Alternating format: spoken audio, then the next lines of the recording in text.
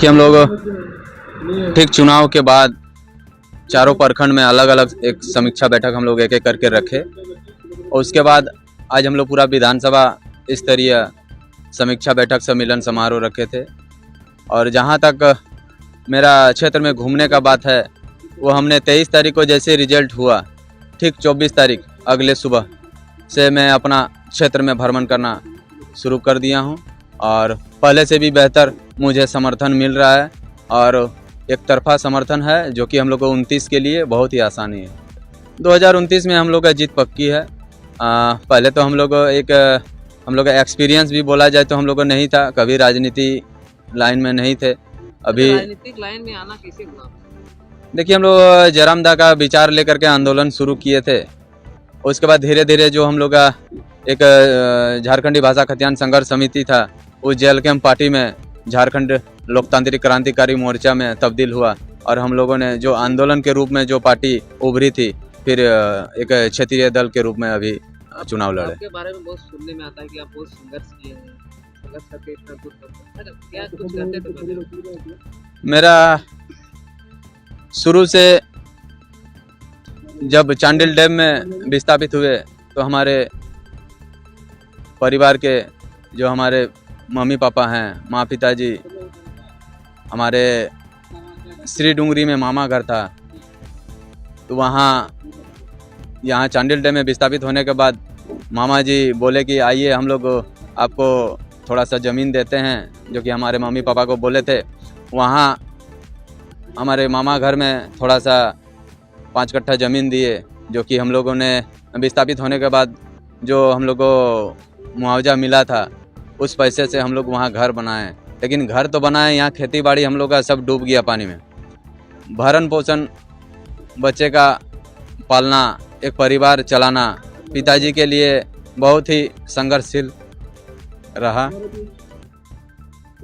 परिवार पालने में पिताजी का दिक्कत हो रहा था, कहीं नौकरी नहीं हुआ चांडिल डैम में डूबने के बाद भी, तो पिताजी दूसरे के दुकान में हैं कि जैसे आज चूँकि हमारे हरेलाल महतो जी बोल रहे हैं, सविता महतो जी बोल रहे हैं और भी तमाम जो भी हमारे राजनीतिक दल से हैं सब बोल रहे हैं कि नहीं जेएलकेएम पार्टी तरुण महतो वोट काटा। हम लोगों ने किसी का वोट नहीं काटा। मैं आज आपके माध्यम से, मीडिया बंधु के माध्यम से आज बताना चाहता हूं कि हम लोगों ने किसी का वोट नहीं काटा। आप पिछले चुनाव में आप देख लीजिए, लोकसभा में हम लोग का 38,000 वोट आया था। अभी विधानसभा चुनाव में 41,138 वोट आया। तो हम लोगों ने किसी का वोट नहीं काटा। हम लोग का 40,000 वोट हम लोग का पॉकेट वोट निकलना ही था, जो कि हम लोग का एक तरह से देखिए हम लोग को समय भी बहुत कम मिला और हम लोग को पार्टी रजिस्ट्रेशन हो करके 2 महीना हुआ, 13 दिन का हम लोग का कैंडिडेट। तो इसमें थोड़ा सा दिक्कत हुआ। लेकिन अभी तो हम लोग जैसे आज देखने को मिला है कि हमारे एक समीक्षा बैठक में जो कि पूरा ईचागढ़ विधानसभा से जितने हमारे कार्यकर्ता बोलिए, केंद्रीय कमेटी, जिला कमेटी, पंचायत बूथ स्तर से जितने भी कार्यकर्ता आए हैं, आज सबको धन्यवाद। और इतने सारे कार्यकर्ता अगर हम लोग एकजुटता के परिचय देते हुए अगर हम लोग क्षेत्र में काम करते हैं तो निश्चय ही हम लोग का 2029 में हम लोग फतेह हासिल करेंगे। ईचागढ़ वासियों को क्या संदेश रहेगा? ईचागढ़ वासियों को यही संदेश रहेगा कि इस बार तो विस्थापित का लड़का को थोड़ा सा चूक हो गया है, लेकिन आप लोगों का अगर समर्थन रहा तो 2029 में निश्चय ही हम लोग जीत हासिल करेंगे। और हम लोग एकजुटता का परिचय देते हुए अभी हम लोग 5 साल क्षेत्र में मेहनत करेंगे। और आप छोटा सा क्लिप भी देखे होंगे हमारे माननीय मुख्यमंत्री हेमंत सोरेन जी के मंच में, जो कि 28 तारीख को शपथ ग्रहण समारोह में हमारे tiger icon tiger Jairam Mahto ji को निमंत्रण दिया गया था और वो पहुँचे भी थे। और ऐसा बात नहीं कि हम लोग जेएमएम को सपोर्ट कर रहे हैं। बीजेपी वाले बोलते हैं कि जेएमएम को सपोर्ट कर रहा है, जेएमएम वाले बोलते हैं कि बीजेपी को सपोर्ट कर रहा है।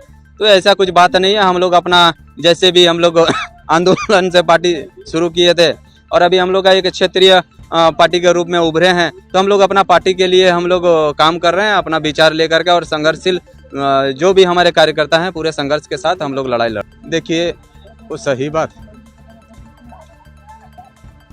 कि हम लोग का पार्टी गरीब पार्टी है, लेकिन आज मेरा इस जेएलकेएम पार्टी में पहला संघर्ष नहीं,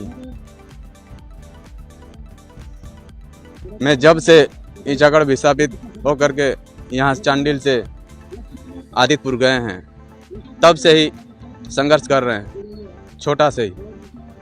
आपको मैं बता देना चाहता हूँ कि होटल में कप प्लेट धो करके आज रोड छाप लड़का को जो टाइगर जयराम दा आज विश्वास करके टिकट दिए ईचागढ़ विधानसभा से, उनका मैं तहे दिल से धन्यवाद।